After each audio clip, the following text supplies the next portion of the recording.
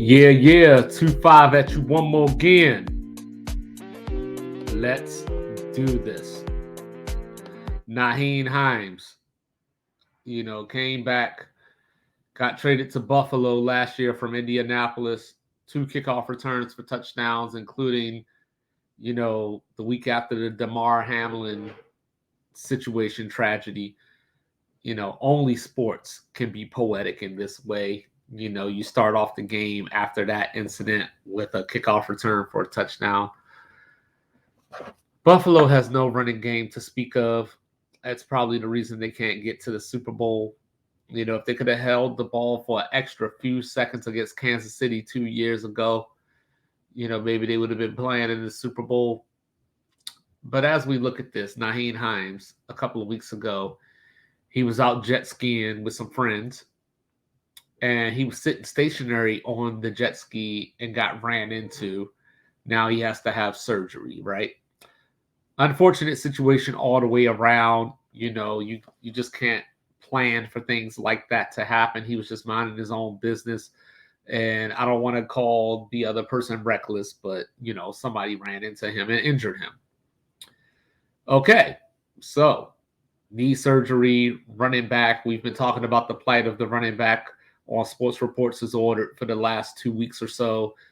The NFL screwing the running backs, the NFLPA having no backbone at all. And oh, yeah, we're like years away from the next collective bargaining agreement. So that's not even an option right now to go back to the table and renegotiate these things. But then I read today the Buffalo Bills are getting pretty despicable. And I want to know your thoughts on this because I feel like a few of y'all about to disagree with me, but that's why I'm 2-5. But anyway, so I'm reading this now, just so I can have it accurate.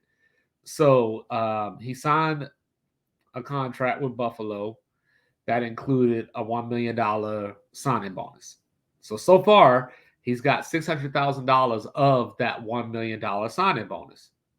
But now Buffalo is saying they don't want to pay him the extra $400,000 along with another $100,000 workout bonus that he's already earned. That's from the New York Times or the New York Post. I'm sorry. That's from the New York Post. So, first of all, did you hear that last sentence that I said? Workout bonus that he earned. He earned it. Give him his money. All right.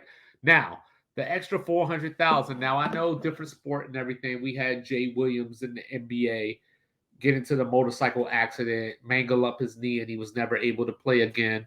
Chicago was able to void his contract, but it went to arbitration, and he was able to get some of that contract back.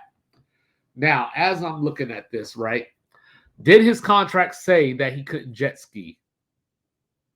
Did his contract say that he could not have a life outside of football? Did his contract say that as long as you're a member of the Buffalo Bills, you will stay away from the ocean? If the answer to those questions are no, give that man his money. He was sitting stationary, so it's not as if he was out here jet skiing, doing some tricks and flipping up in the air and had a bad landing, or he crashed into something and it was his fault.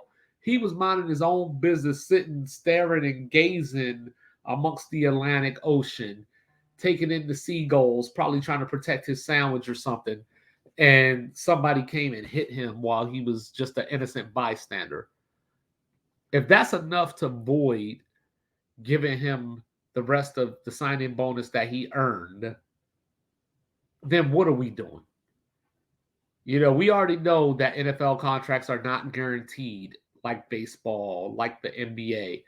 We already know that as an NFL player, especially as a running back, I can go out here right now for a season and run for 1,250 yards, 18 touchdowns, make all pro, make the Pro Bowl. And then they can say, hey, you know what? You just turned 28. Life of a running back says XYZ. We're done here. And they can cut you. Give that man his money. It's already an unfortunate tragedy. Don't commit another tragedy, Buffalo.